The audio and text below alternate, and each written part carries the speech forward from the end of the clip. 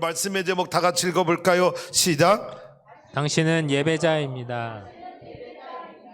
한 번 더 시작. 당신은 예배자입니다. 네, 이걸 질문으로 바꿔볼까요? 시작.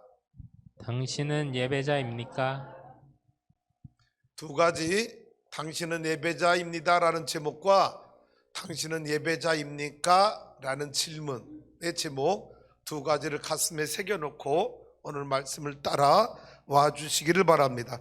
예배를 설교하려면 저는 이 간증 이야기를 꼭 생각이 나서 여러분에게 또 하게 되는데, 몽골에서 사역했던 이용규 선교사님이 쓴 책 내려놓음이라는 책에 소개되고 있는 한 자매의 이야기입니다. 벌러르라고 하는 자매인데, 이 이용규 선교사님이 개척한 교회 베르 지역이라는 곳에 예배를 드리러 갔는데, 이 벌러르 자매가 예배 시작 전에 온몸에 땀이 퍽퍽 흘려서 달려온 이야기입니다. 이 자매는 원래 귀가 들리지 않아서 이 선교사님과 교인들이 함께 기도해서 귀를 듣게 된, 고침받은 그런 자매인데, 조그만 목축업을 소를 몇 마리 기르고 있었어요. 그런데 주일날 아침에 소를 이제 방목 나가서 말뚝을 막아놓고 풀을 뜯어먹게 하고 교회를 가려고 소를 끌고 나갔는데 한 마리가 도망을 쳐버린 거예요. 그래서 이 자매는 그 소를 잡으려고 그렇게 땀을 뻘뻘흘며 쫓아가는데, 문제는 예배 시간이 다가온 겁니다. 그러자 소를 잡으려고 안간힘을 쓰고 쫓아갔던 이 자매는 자기도 모르게 큰 소리를 쳤다고 그래요. 소보다 예배가 먼저야. 소보다 예배가 먼저야. 그러고는 소를 쫓아가던 발걸음을 돌이켜서 성전을 향하여 또 뛰어와서 온몸에 땀이 그렇게 범벅이 되었다는 거죠. 이 이야기를 듣는 이용규 선교사님이 하나님 앞에 이 자매를 위해서 그렇게 기도했다고 하잖아요. 하나님, 소 대신 예배를 선택한 이 자매의 믿음이 부끄러움 당하지 않도록 역사하여 주옵소서. 그리고 예배를 드렸답니다. 예배가 끝날 무렵에 밖에서 음메 소리가 나서 달려나가서 보니까 이 벌러르 자매가 잃어버린 그 소가 자기 집으로 가지 아니하고 성전 문 앞에서 음메 울고 있었다라는 거죠. 예배를 선택한 이 자매의 믿음이 부끄럽지 않게 해달라고 하는 선교사님의 기도가 응답된 줄로 믿습니다. 이 자매는 예배도 성공하고 잃어버린 소도 찾게 되는, 그래서 이 예배의 자리에서 주님을 만나고 주님의 역사를 체험하는 그런 은혜를 또다시 누리게 된 줄로 믿습니다. 여러분은 예배자입니까? 예배를 히브리어로, 헬라어로, 영어로 설명을 해보겠습니다. 예배가 어떻게 드려야 되는지, 예배에 대한 어원을 잘 생각하면 우리가 어떤 예배를 드려야 되는지 여러분 안에 정리가 될 것 같아요. 히브리어 아바드라고 하는 단어인데, 이 예배의 아바드라고 하는 히브리어 단어는 뭐냐? 봉사, 섬김이라는 의미가 있습니다. 또 하나 샤하라고 하는 단어를 쓰는데, 이 샤하라는 단어는 엎드리다, 굴복하다 라는 뜻을 가지고 있어서 순종, 섬김을 역시 표현하는 단어입니다. 그 다음에 헬라어 이 예배라고 하는 헬라어 단어는 프로스키네오라고 하는 단어를 쓰는데, 두 단어의 합성을 하는 거예요. 프로스와 키네오라고 하는 단어의 합성인데, 프로스는 뭐냐? 누구누구에게라는 뜻을 가지고 있고, 키네오라고 하는 단어는 뭐냐? 입맞추다라는 뜻을 가지고 있어요. 그래서 이 프로스키네오라고 하는 예배라는 헬라어 단어는 뭐냐? 종이 상전인 주인에게 아침에 문안 인사드릴 때 주인의 발에 엎드려서 입맞추는 것, 이것이 헬라어 프로스키네오 예배라고 하는 뜻이에요. 여러분, 예배를 잘 생각해 보세요. 종이 상전인 주인에게 아침에 문안 인사드릴 때 그분의 발에 입맞추기 위해서 엎드려서 그분의 발에 입맞추는 것, 그게 뭐다? 프로스키네오 예배라고 하는 단어. 자, 영어라는 예배라는 단어를 두 단어를 우리가 생각해 볼 수 있어요. 하나는 서비스라고 하는 거, 그 서비스가 뭐라고요? 아까 아바드라고 하는 히브리어, 섬김, 봉사라고 하는 단어가 똑같잖아요.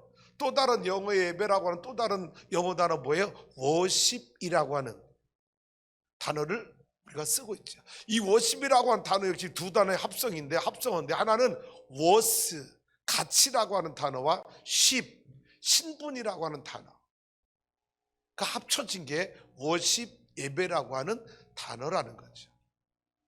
자, 그래서 히브리어, 헬라어, 영어의 이런 모든 단어들을 종합했을 때 예배를 이렇게 이해할 수 있다는 거죠. 하나님께 최상의 가치를 인정해 드리고 그에 합당한 존경과 영광을 돌리는 것이 예배다라는 거예요.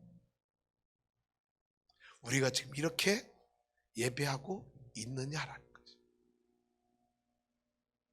종이 주인에게, 상전이 주인에게 무난한 인사교에서 엎드려서 그의 발에 입맞추듯 프로스키네요.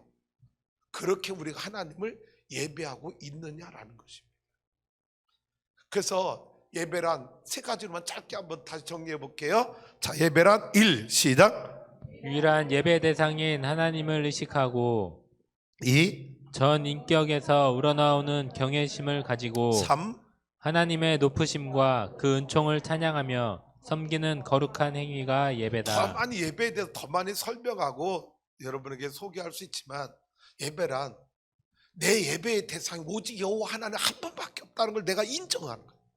내가 의식하는 거예요. 또 다른 분이 없어. 내가 예배드릴 대상에 하나님 한 분에는 누구도 없어.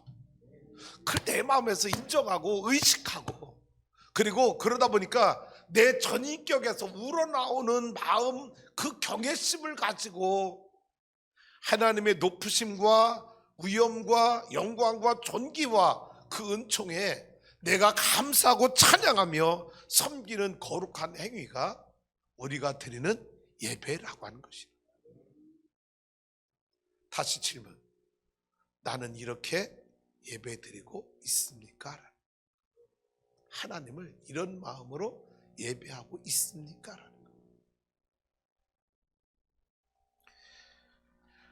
우리는 하나님이 연락하시는 예배를 어떻게 드릴 것인가를 우리는 고민해 봐야 된다.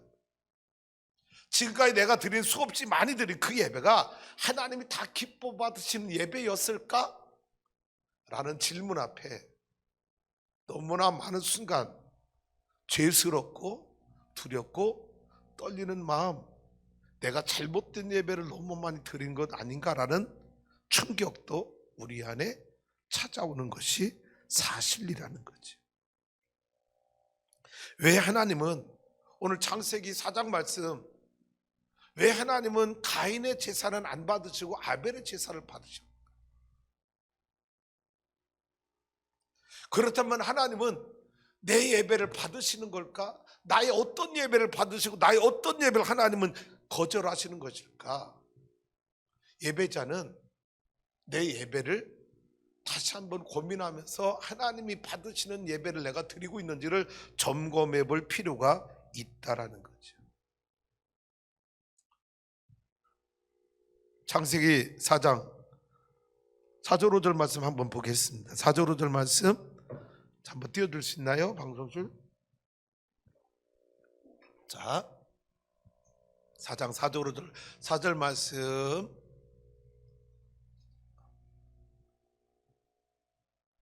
시작. 아벨은 자기도 양의 첫 새끼와 그 기름으로 드렸더니 여호와께서 아벨과 그의 제물은 받으셨으나. 자, 여러분 성경에 아벨은 가인은 농사하는 자였고 아벨은 양치는 자였다라고 그들의 직업을 설명하고 있어요. 그래서 잘 봐요. 가인이 하나님 앞에 예배할 때는 뭐를 가지고 예배했고요? 농산물, 수확물 가지고 하나님 앞에 제물로 드리며 예배를 했어요. 농사꾼이니까. 아벨은요, 양을 치는 자니까 양의 첫 새끼와 그의 기름으로 하나님을 예배했어요. 그런데 놀라운 일은 잘 봐요. 아벨의 제사에 대해서는 뭐라고 말해요? 아벨은 자기도 양의 첫 새끼와 그 기름으로 드렸던 여호와께서 어떻게 하셨고? 아벨과 그의 제물은 받으셨다라. 근데 5절로 가볼까요? 5절 가봐요. 시작. 그의 재물은 받지 아니하신지라 가인이 몹시 분하여 안색이 변하니. 가인과 그의 제물은 받지 않으셨다. 뭘 드렸는데? 농사 지은 수확물을 제물로 드렸는데. 자, 농사꾼이니까 농산물로 드리는 건 마땅하고요. 당연한 거고요. 양을 치는 자니까 양으로 하나님을 예배하는 거 당연해요. 그런데 왜 가인의 제물은 연락되지 않고 아벨마의 제물만 연락된 것인가 라는 고민을 우리는 가져봐요.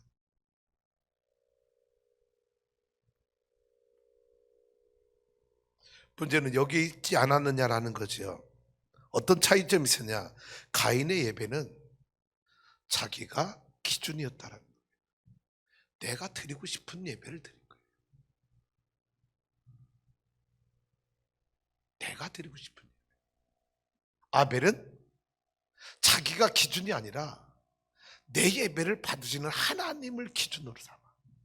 하나님이 어떤 예배를 원하시나, 그분이 어떤 제물을 원하시나. 아벨은 예배의 기준이 예배드리는 내가 아니라 내 예배를 받으시는 하나님을 기준으로 삼아서 그분이 원하는 제사를 드리기를 원했다라는 거예요. 그래서 성경은 놀랍게도 여러분 가인의 제사를 제물을 받지 않았다라고 기록하지 아니하고 가인과 그의 제물을 받지 아니하죠. 아벨과 그의 제물을 받으셨다라고 기록. 이 말은 뭐예요? 하나님은 사람을 보실 때 외모로 보지 않아요. 여러분 제물의 양을 가지고 하나님 판단하지 않아요. 제물의 가격을 가지고 받고 안 받고를 결정하지 않아요. 하나님 받으시는 그 사람의 마음을 먼저 받으신다. 가인과 그의 제물 안 받으셨다. 뭐냐? 여러분 이 말씀의 뉘앙스가 이런 거잖아요. 가인 농사꾼 하는 예배 드는데 내가 기준이야. 농사 지은 거 창고를 열어서 하나님 받으세요. 농사 지은 것 가지고 그냥 드렸어. 손에 잡히는 것 가지고 그냥 드렸어. 내 기준이니까. 근데 아벨은 아니야. 하나님이 어떤 예배를 원하시나? 하나님이 어떤 제물을 기뻐하시나? 하나님의 기준으로 예배를 생각하니까 함부로 아무 양이나 드릴 수 있었던 게 아니야. 양의 첫 새끼를 선별해서 이건 하나님의 것이야. 여러분 예배의 기준이 내가 아닌 내 예배를 받으신 하나님이 기준이 되어서 드리니까 하나님은 아벨아 내가 그런 마음으로 양을 드렸구나. 내가 너와 네 재물을 받을 거야. 가인아 너는 어떻게 하나님을 그렇게 예배하니? 네 기분 내키는 대로 예배? 예배를 받는 건 나야. 내 마음에 드는 예배를 드려야 되는데 너는 네 기준으로 예배하고 있구나. 나는 내 재물을 내 예배를 받을 수가 없어. 이것이 가인과 아벨의 제사에 연락되고 연락되지 않은 차이점이 여기에 있었다라는 거예요. 그러면 다시 돌아옵시다. 나와 여러분이 드리는 예배는 내가 기준입니까? 내 예배를 받으시는 예배의 대상, 영광의 대상인 하나님이 기준이 되어 우리는 예배하고 있습니까? 충격인 거죠. 왜? 그동안 우리 예배는 다 내가 기준이 있어요. 내가 드리고 싶은, 내가 기분 나쁘면 다 내가 기준이었어요. 얼마나 우리가 가인과 같은 제사를 예배를 얼마나 많이 드렸는지 이 말씀을 묵상할 때마다 목사인 나도 하나님 앞에 회개할 영역이 너무 많은 걸 고백합니다. 우리 성도 여러분, 더 이상 가인의 제사가 되지 않길 원합니다. 내가 드리고 싶은 예배가 아니라 나를 구원하시고 나를 사랑하시고 나를 택해 주시고 나를 하나님의 자녀 삼아 주신 그분을 기쁘시게 하는 그분이 기준이 돼요. 그분께 영광 돌릴 수 있는 예배의 기준이 하나님 앞에 연락되는 예배가 될 수 있기를 주님의 이름으로 축복합니다. 오늘 요한복음 4장에 나오는 수가성 여인의 이야기, 우리가 잘 아는 이야기잖아요. 예수님이 갑자기 제자들하고 여러분 여행 갔다가 전도여행 갔다가 갑자기 사마리아를 통과하자는 거예요. 제자들은 이해를 못했어요. 왜? 유대인과 사마리아인들을 상종하지 않는, 서로 왕래하거나 말 섞지 않는 그런 굉장히 서로가 차별하고 있는 편견을 가지고 있는 유대인과 사마리아 관계인데, 예수님 갑자기 사마리아 성에 한낮에 들어가시더니 수가성의 한 우물가에서, 야곱의 우물가에서 땡볕에 물 길러 나온 수가성 여인을 만나서 이 여인과 대화를 이루기 시작합니다. 여인아, 물 좀 줘. 여인아, 내가 주는 물을 마시면 다시 목마르지 않거든. 선생님, 그런 물 있으면 나도 좀 마시게 해주세요. 내가 이 우물물 뚫어 나오지 않도록 나도 그런 물 마시게 해주세요. 여러분, 물의 대화가 진행되는데 갑자기 예수님이 여인에게 뭐라고 말해요? 나도 그런 영생의 물 있다면 마시게 해주세요. 이 여인이 구하니까 갑자기 예수님이 네 남편을 불러와라. 아니, 물 얘기하다가 왜 남편 얘기가 갑자기 나옵니까? 주님은 이 여인이 목마른 이유가 육신의 목마름이 아닌 영적인 목마름에 공허한 인생에 고통당하는 그 영혼을 주님은 바라보신 거예요. 그러니까 여인이 뭐라고 대답해요? 나는 남편이 없습니다. 주님 뭐라고 말해? 내 말이 맞아. 너 5번 남편이 있었지만 다 떠났고 파기됐고, 지금은 6번째 남편도 내 남편이 아니야. 갑자기 물 얘기하다가 남편 얘기를 하신 거예요. 영혼의 목마름에 고통당하는 이 여인의 마음을 주님은 터치한 거예요. 그러니까 이 여인이 놀라운 거예요. 잘 봐요. 여러분, 이 여인이 남편이 6이나 있었다니까 음란한 여인으로만 해석하지 말라고. 왜? 그러면 이 음란한 여인, 성욕에 사로잡혔던 여인은 이 다음 대화가 나갈 이유가 없었던 거예요. 이 여인이 그 다음 뭐라고 말해요? 자, 한번 15절부터 이제 19절부터 가봅시다. 이런 대화 속에 이 여인은 예수님에 대한 새로운 인식, 지각이 나타나기 시작하는데, 여자가 이래, 주여 내가 보니 당신은 누구다? 선지자입니다. 선지자입니다. 20절 가봐요. 시작. 20절 시작. 사람들은 이 산에서 예배하였는데 당신들의 말은 예배할 곳이 예루살렘에 있다. 잘 보세요. 하더이다. 처음에 만나서 불의 대화가 시작됐어요. 그럼 나한테 영혼이 목마르는 물 달라고 하니까 갑자기 주님이 남편 얘기를 해. 남편 얘기를 하다가, 여러분, 남편 얘기 끝나고 나니까 이 여인이 갑자기 무슨 고백을 해요? 예배에 대해서 주님께 물어보는 거예요. 그러니까 이 여인이, 여러분, 성적으로 음란했던 여인이라고 해석하지 말라는 거예요. 우리 조상들은 이 산에서, 사마리아 사람들은 그리심산에서 예배를 하고 있었는데, 유대인들은 예루살렘에서 예배한다고 하는데 어떤 예배가 맞는 겁니까? 예배에 대한, 여러분, 궁금증을 예수님께 물어온 거예요. 예수님 뭐라고 대답해요? 21절 가보세요. 시작. 예수께서 이르시되 여자여 내 말을 믿으라. 이 산에서도 말고 예루살렘에서도 말고 너희가 아버지께 예배할 때가 이르리라. 네, 예수님 뭐라고 말해요? 그리심산도 아니다, 예루살렘도 아니다. 예배, 예수님을 만나는 예배의 장소가 중요한 게 아니다라고 주님 말씀하시죠. 그러면서 다음 절 시작. 우리는 알지 못하는 것을 예배하고 우리는 아는 것을 예배하노니 이는 구원이 유대인에게서 남이라. 자, 사마리아 사람들은, 그리심산을 예배하는 사마리아 사람들은 알지 못하는 걸 예배하고, 예루살렘에서 예배하는 유대인들은 아는 것을 예배한다. 그래서 구원이 유대인에게서 난다. 주님 말씀하시죠. 알지 못하고 예배하면 어떻게 구원이 임할 수 있겠어요? 어느 주석학자는 이렇게, 이 부분을 이렇게 설명해 놨어요. 사마리아 사람들은 성령은 충만한데 진리의 말씀은 모르고, 또 유대인들은 진리의 말씀은 충만한데 성령이 없는 그런 예배를 드리고 있었다라고 주석학자는 이렇게 이 부분을 해석해 놨어요. 23절로 가볼게요. 시작. 아버지께 참되게 예배하는 자들은 영과 진리로 예배할 때가 오나니 곧 이때라. 아버지께서는 자기에게 이렇게 예배하는 자들을 찾으시느니라. 네. 그러면서 예수님이 여인에게 준 대답은, 여인아, 그리심산, 예루살렘, 장소가 예수님을 만나게 하는 것이 아니야. 장소가 아니라 예배 드린 자의 심령이 어떤 심령으로 예배 드리냐가 그게 더 중요한 일이야. 하나님께 예배하는 자는 성령과 진리의 말씀으로 예배해야 돼. 하나님은 그런 예배자를 찾고 있어. 다시 질문합니다. 저와 여러분 이렇게 예배를 드리고 있었느냐?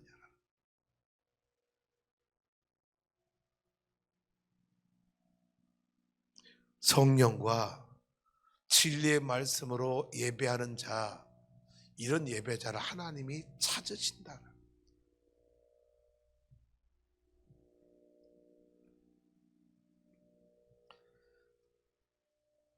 이 여인을, 수가성 여인을 찾아오셔서 생수를 주신 그 주님, 오래전에 저에게도 찾아오셨고 여러분에게도 찾아오셨고, 할렐루야. 그래서 여러분, 저는 지금 제 인생을 되돌아봐요. 내가 이 생수를 주신 예수님을 내가 만나지 않았다면, 못했다면 내가 어떻게 살았을까? 얼마나 공허하고, 얼마나 타락하고, 얼마나 더러운 죄 가운데 허우적거리며 내가 인생을 살았을까? 이 주님이 내게 찾아오셨기 때문에, 이 생수를 나에게도 허락해 주셨기 때문에 성결한 그리스도인이 되게 하시고, 하나님을 기쁘시게 하는 자녀로 살게 하시고, 할렐루야. 그 주님이 나만 찾아온 것이 아니라 여러분에게도 오래전에 찾아오셔서 목말랐던 영혼들에게 성령의 생수를 다 부어주신 줄로 믿습니다. 우리 찬송해 볼까요? 309장입니다. 오늘 이 말씀을 묵상하면서 여러분, 영혼이 목마른 영혼이 아니라 성령의 생수가 충만한 영혼이 될 수 있기를 주님의 이름으로 축복합니다. 309장입니다. 박수. 목마른 내 영혼 주가 이미 허락한 그 귀한 생명수 주여 갈망합니다. 그 약속 따라서 힘써 간구하오니 오 주여 내 기도 어서 들어주소서. 예수의 사랑, 예수의 사랑, 바다 물결같이 내게 임하니 영광의 물결에 온전히 쌓여서 내 영혼의 기쁨 한량 없도다. 주 내게 약속한 큰 비 내려주시려 은혜의 저구름 편에 떠올라. 그 귀한 징조가 내게 밝히 보이니 나 힘을 다하여 주께 간구합니다. 예수의 사랑, 예수의 사랑, 바다 물결같이 내게 임하니 영광의 물결에 온전히 쌓여서 내 영혼의 기쁨 한량 없도다. 은혜의 소낙비 지금 흡족히 내려 구원의 큰 강물 흘러차 넘쳐서 내 주한 모든 죄 못 씻어버리니 나 지금 은혜를 충만하게 받았네. 예수의 사랑, 예수의 사랑, 바다 물결같이 영광의 물결 내 영혼의 기쁨 한량 그 차고 넘치는 주 힘차게 밀려와 내게 만족한 오 할렐루야로 주는 내 맘의 기쁨이 항상 충만함이라. 예수의 사랑, 예수의 사랑, 바다 물결같이 내게 임하니 영광의 물결 쌓여서 내 영혼의 기쁨 한량 없도다. 할렐루야. 이 예수님이 우리 가운데 오시지 않았다면 우리는 여전히 목마른 인생, 죄악에 허적되는 인생을 살고 말았을 거예요.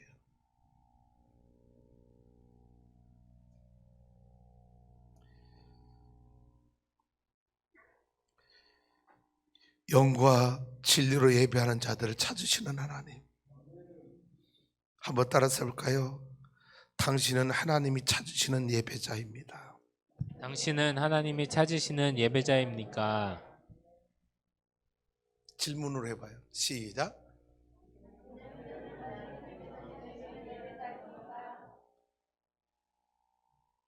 그렇게 되길 원합니다.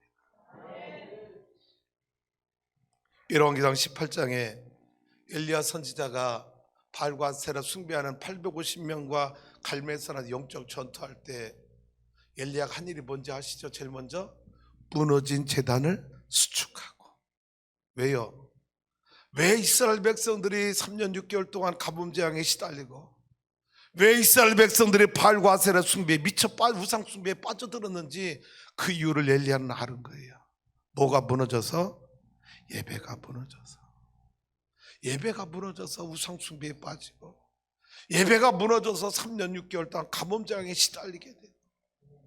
예배가 무너져서 하나님과 멀어지고, 예배가 무너져서 하나님의 저주받은 땅이 된 걸 엘리야는 깨달았기 때문에 여호와의 제단을 수축하는 일을 가장 먼저 하게 된 줄로 믿습니다. 따라서 해볼까요? 예배 성공이 신앙 성공이요, 신앙 성공이 인생 성공이다. 예배가 무너지면 여러분 인생도 무너지게 돼 있어요. 예배가 살면 여러분의 인생 하나님이 책임져 주시는 거예요. 금년 52조 끝까지 완주합시다. 할렐루야. 여러분, 최근에 등록하신 우리 오영택 집사님, 한진희 권사님 가정, 작년에 송구역신 예배 와서 오영택 집사님이 청지기 결심서 쓰는데 52주 지키겠다고 쓰셨대. 근데 가끔 들리는 얘기가, 내가 그때 왜 예배 가가지고 그 52주 나간다고 작정했는지 막 후회한다는 얘기도 가끔 들려. 근데 여러분, 하나는 후회하지 않게 하셔. 할렐루야.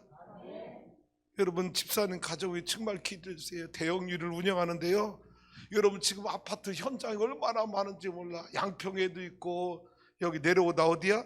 오산에도 있고요, 내포에도 있고요, 익산에도 있고요. 여러분, 현장이 너무 많은데 일감이 계속 들어오는데 일꾼이 없고 시간이 없어서 다 일감을 못 받는데, 오늘 여러분 52주 주일 성수하기가 쉽지 않아. 왜? 유리도 껴야 될 타이밍이 있거든, 시간이 있거든. 근데 52주 주일 성수하려면 얼마나 힘들겠어. 현장은 많지. 하나님이 감당할 능력도 주실 줄로 믿습니다. 여러분, 예배 성공이 신앙 성공이고, 신앙 성공이 인생 성공이에요. 따라서 합니다. 예배에 목숨을 걸라. 주일 성수에 목숨을 걸라. 하나님이 책임져 주신다. 이스라엘에 베들레헴 교회가 있어요. 이 교회 담임 목사인 존 파이퍼 목사님 예배에 대해서, 이분은 신학자이기도 해요. 예배에 대해서 이분은 이렇게 설명했습니다. 하나님께 예배하지 않으면서 하나님을 위해 일하려고 하면 기쁨이 없는 율법주의로 빠지게 돼요. 다시요. 하나님께 예배하지 않으면서 하나님을 위해 일하려고 하면 기쁨이 없는 율법주의에 빠지게 된다. 예배 없이 일할 때 하나님의 가치가 아닌 나의 의지력을 더 찬양하게 된다. 이게 이 존 파이퍼 목사님, 예루살렘께 담임하고 있는 목사님 예배에 대해서 나눈 말씀입니다. 그래서 누가복음 10장에 보면 여러분 25절 42절에 보면 마르다와 마리아와 마르다 이야기 나오잖아요. 예수님이 오셨을 때 마리아는 예수님 곁에서 말씀을 들어요. 마르다는 뭐예요? 예수님의 음식을 열심히 준비하고 있어요. 예수님 누구를 칭찬해요? 말씀 듣는 마리아를 칭찬합니다. 여러분, 오해하지 마세요. 누군가 주방에 가서 음식도 준비하고 먹을 거 아니에요. 그거 하지 말라는 게 아니에요. 여기서 중요한 건 주님이 우리에게 뭘 가르쳐 주는 거예요? 예배가 우선이라는 거예요. 할렐루야. 예배가 우선이지 먹는 거 준비하는 게 우선이 아니라는, 그건 예배 끝나고 나서 하라는 거야. 왜 괜히 예배 드릴 시간에, 말씀 들을 시간에 마리아와 함께 예배 말씀 듣지 예수님은 이제 밥에 놓으라고 그랬냐고, 배고프다고. 근데 마르다는 주방에서 예수님 모셔서 잘 대접해야지. 여러분, 최고의, 하나님께 대한 최고의 대접은 예배라는 걸 기억하세요. 음식 준비하는 게 최고의 대접이 아니야. 예배가 가장 중요한 대접이야. 예수님인데 배고프다고 밥에 내라고 한 적 있냐고. 여러분, 밥안은 마르다가 나쁘다는 게 아니라 예배가 우선이라는 걸 우리에게 가르쳐준 말씀인 줄로 믿습니다. 로마서 12장 1절 말씀 한번 다 같이 읽어볼게요. 시작. 로마서 12장 1절 아예 암송 말씀이잖아. 그러므로 형제들아 내가 하나님의 자비하심으로 너희를 권하노니 너희 몸을 하나님 기뻐하시는 거룩한 산지에서 드리라. 이는 너희가 들을 영적 예배니라. 방송실 왜 안 떠 말씀이? 일베베 때 떴는데 사라졌어? 코로나 걸렸나 보다. 없어 진짜? 자, 여러분 뜰 때가 설명 들으세요. 여러분, 로마서는 바울의 신학입니다. 바울 신학. 자, 그래서 1장부터 11장까지 늘 말씀드렸잖아요. 뭐냐? 1장부터 11장까지는 우리가 어떻게 예수 믿으면 구원받는가, 구원의 교리를 바울 신학이 쫙 설명해 놓은 게 1장부터 11장. 이신칭이 믿음으로 말미암아 구원받는다는 걸 바울 신학으로 쭉 설명해 놓은 게 1장부터 11장까지. 그리고 12장까지 16장까지는 뭐냐? 12장부터 16장까지는 이렇게 구원받은 사람은 이렇게 살아야 된다. 생활편을 가르쳐 놓은 게 12장부터 16장까지. 근데 여러분 생활편을 시작하는 이 12장 1절 말씀이 뭐라고요? 시작. 읽어봐요. 시작. 내가 하나님의 모든 자비하심으로 너희를 권하노니 너희 몸을 하나님이 기뻐하시는 거룩한 산 제물로 드리라. 이 그러므로라는 말 속에는 뭐가 다 포함되어 있느냐? 로마서 1장부터 11장까지 포함되어 있는데 한마디로 요약합니다. 예수 그리스도를 영접하여 구원받은 하나님의 자녀들아, 너희는 하나님의 모든 자비하심으로 내가 너희에게 권하는데 너희 몸을 하나님이 기뻐하시는 거룩한 산제사로 드리라. 이는 너희가 드릴 영적 예배니라. 구원받은 자가 제일 먼저 해야 될 게 뭐라고요? 하나님을 기쁘시게 하는 영적 예배를 드리는 게 가장 우선이라는 거예요. 할렐루야.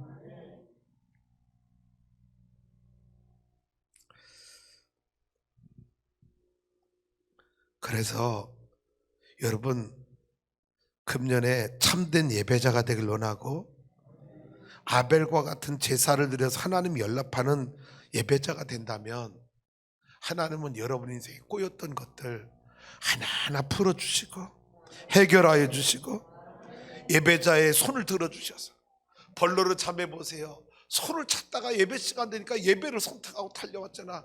소보다 예배가 먼저야.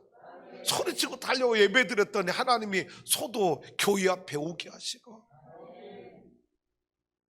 예배가 여러분 인생의 꼬인 문제를 풀어주는 축복의 통로가 되는 줄로 믿습니다. 사도행전 10장 1절에 4절 말씀 한번 다 같이 읽어보겠습니다. 시작. 사도행전 10장 1절에 4절 시작. 예수께서 제자를 삼고 세례를 베푸시는 것이 요한보다 많다 하는 말을 아이고, 아닌데 이게 어디 말씀이야? 사도행전 10장 1절에서 4절 들어보세요. 고넬료 가정 이야기입니다. 고넬료는 누구예요? 저를 그냥 들어주세요.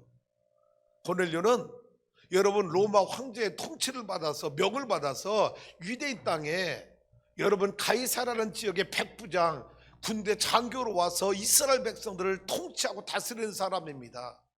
그런데 놀라운 건, 자, 군대의 백부장이 나왔죠. 2절 가봅니다. 시작. 그가 경건하여 온 지방과 더불어 하나님을 경외하며 백성을 많이 자, 구제하고. 보세요. 이 백부장이 경건해서 집안 온 식구들과 더불어 누구를 섬겨? 하나님을 섬겨. 가정에서 하나님을 예배하는 거야. 그래서 여러분 로마 장교인데 누구를 도와줘? 자기가 지배하고 있는, 통치하고 있는 가난한 유대인 백성을 많이 구제하고, 그리고 항상 하나님께 기도하는 삶을 가정에서 드리는 거야. 그랬더니 3절 시작. 하루는 제9시쯤 되어 환상 중에 밝히 봄에 하나님의 사자가 들어와 이르되, 이렇게 9시에 작정하여 하나님 앞에 기도 시간을 갖는 이에게 성령이 천사를 보내서 말씀해 주시는데 뭐라고 말씀하시느냐? 4절 가봐요. 시작. 고넬료가 주목하여 보고 두려워 이르되 주여 무슨 일이니까? 천사가 이르되 내 기도와 구제가 하나님 앞에 상달되어 기억하신 바가 되었으니. 이방인 장교가 가정에서 하나님을 경외해서 하나님을 늘 예배하고 기도하는 삶을 사는데 천사를 통해서 이 고넬료에게 음성을 주는데 뭐라고 주냐? 고넬료야, 내가 가정에서 기도하는 것, 예배하는 것 하나님이 내 구제 다 받으셨어. 하나님께 다 상달되었어. 가정에서 예배드린 것을 하나님이 기뻐 받으시더라. 고넬료의 가정 예배예요. 그래서 여러분 뒤에 44절부터 48절에 가보면 여러분 고넬료가 두 종을 보내서 누구를 초청해 오는지 알아요? 성령의 지시에 따라서 여러분 요바에 갔더니 베드로 사도가 있어서 베드로 사도를 부흥 강사로 초청을 해서 부흥에 일렵니다. 어떤 일이 벌어졌나 봐요. 시작.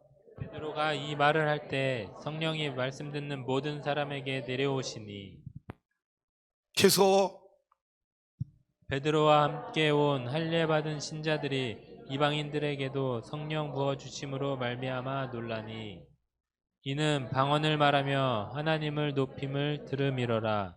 이에 베드로가 이르되 이 사람들이 우리와 같이 성령을 받았으니 누가 등이 물로 세례 베품을 금하리요 하고 명하여 예수 그리스도의 이름으로 세례를 베풀라 하니라. 그들이 베드로에게 며칠 더 머물기를 청하니라. 여러분 베드로를 초청해서 고넬료 가정에서 심령 대부흥성에 걸렸는데 그 집안에 온 사람들이 다 성령 충만을 받고 방언하게 되고 할렐루야 다 세례받는 역사가 일어나게 된 줄로 믿습니다. 우리가 2월 마지막 주 여러분 부흥성에 준비하고 있잖아요. 여러분이 성령 충만함을 경험하는 축복의 성회가 되기를 주님의 이름으로 축원합니다. 자, 우리 성도 여러분 예배를 다시 생각해 봐요. 성전에서 예배 드리는 거 잘 드려. 그게 가인의 제사가 됐든 아벨의 제사가 됐든. 근데 우리에게 뭐가 없느냐? 가정 예배가 없는 거예요. 삶의 예배가 없는 거예요. 고넬료와 같은 삶의 예배가 우리가 없어. 여러분 이웃 사람이 아파트 아래 윗동 맞은편 사람이 여러분 예수 믿는 거 알아요? 뭐로 알아요? 여러분 집 앞에 대광교회 추수하는 교회 교패 붙은 것 때문에 아나요? 아니야. 여러분 집에서 뭐가 나야 돼요? 찬송 소리가 나야 되고 기도 소리가 나야 되고 할렐루야.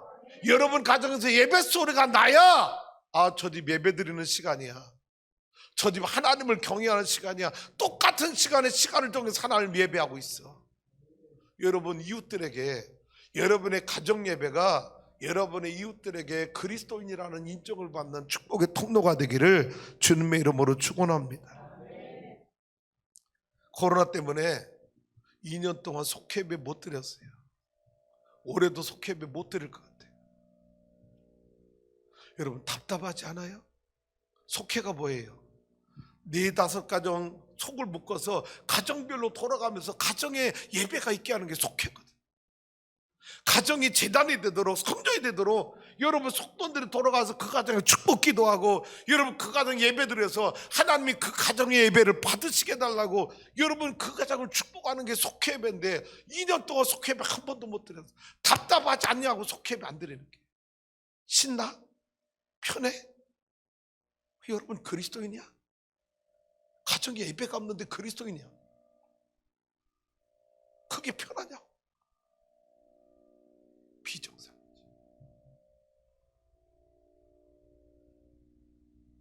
고민하다가 우리도 속회배 못 들을 건 뻔한 건데 여러분에게 강력히 권면합니다.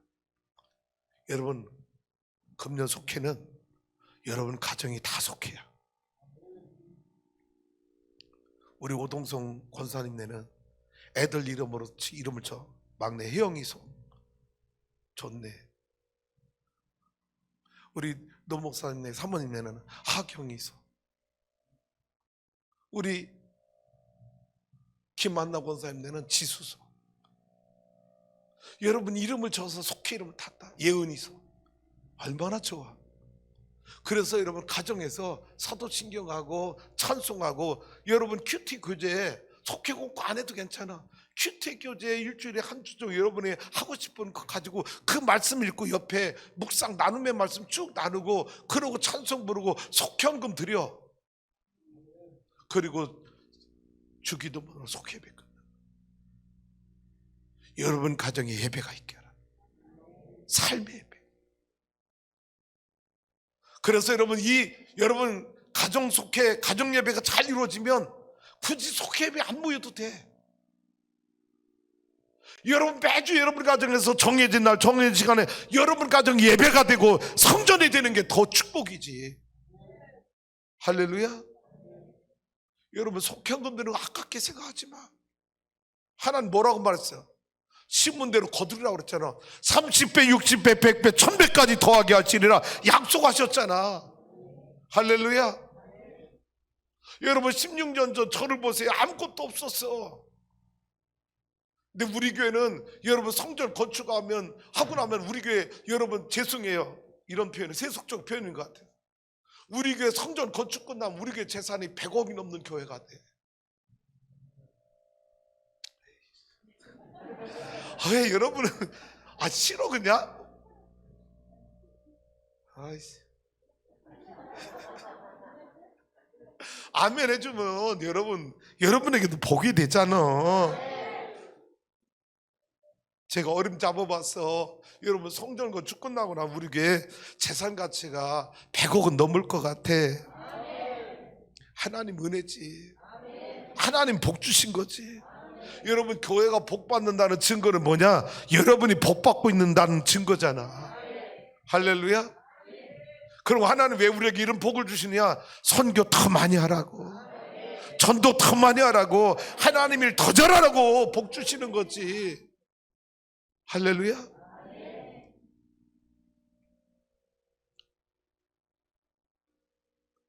성전 예배와 가정 예배가 균형을 이루어서 여러분 가정이 예배가 살아나서 영혼이 살아나는 기쁨을 함께 누리길 원합니다.